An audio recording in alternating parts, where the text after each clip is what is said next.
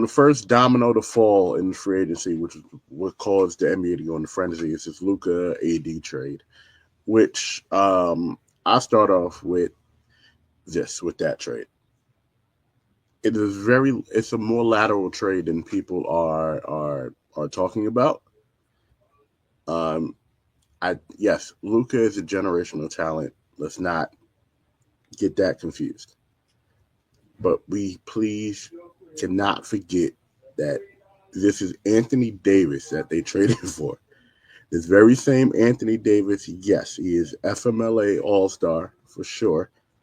He may be a PTO champ, not like Embiid, not Kawhi, but when He actually Anthony wants to Davis play. is he wants to play, and when Anthony Davis is on the floor, he's super effective for your team on both sides of the floor.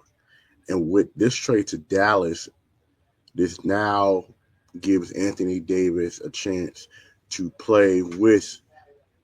It takes it takes a lot more pressure off him because playing in LA, I get it. Like I hate to do this and give him an out or give anybody an out when they leave LA, but playing with LeBron and playing in LA, that's two of the biggest pressures you have as an NBA player.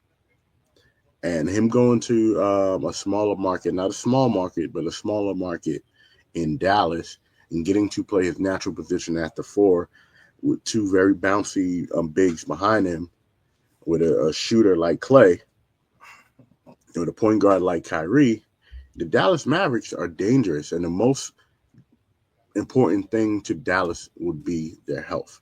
I mentioned this on the Yerrrr Sports Show, and it's very important to know.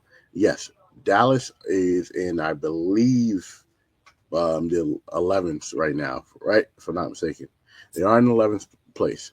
By the time this drops, they could be in 10th, but they are a playing team that could get to the highest, probably the way the West works.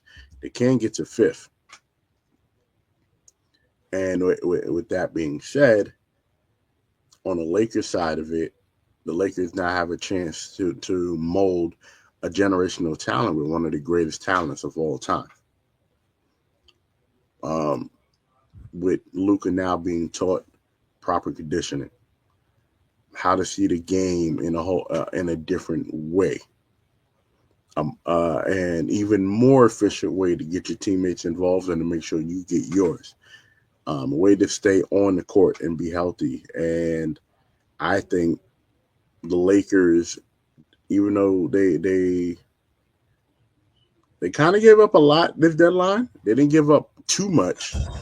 They didn't give up too much, but they gave up a lot at this deadline, and the Lakers got a lot better. And at least for the next decade, you have an all world talent in Luka that is gonna. He's only 25 years old. Like, he's only 25. So this whole thing about, oh, he's 270 pounds.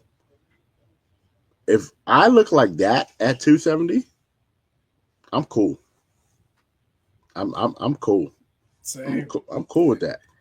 Fat Luka But then, skills, don't look like that at yeah, if I look at 270, skills at 275. 270, but And I yeah, and I and I and I, and I balled like that. Like I agree with yeah. Shaq. I'm like, what kind of shape are we talking about here? What kind of like Shaq played at almost 400 pounds, and y'all were like, Easy. you Three-time need to get finals in shape. MVP. 3 time, 2 time, 3 time final MVP, Shaq's like, 4 time yo. NBA champ. Come He's like, on, yeah. I'm gonna give you that 3P, but you're gonna let me rest how I want to rest in the off season. God damn it! Like, And the thing about the NBA though too is that we have to understand that this is a new NBA. As much as we want the old NBA where players really worked out, and were, you know, most of these players are Iron Man. We're not in that era anymore, right? And I'm not going to continue to get mad and hold these superstars to that same era and to that same standard that we were holding past stars to, because the NBA is not holding these stars to that same standard, these past stars. All right. They're not. They're just not. So with that being said, the whole, oh, we didn't think, he was in shape and this and a third. Yet very old school mentality. And I get it. I understand that. I respect it.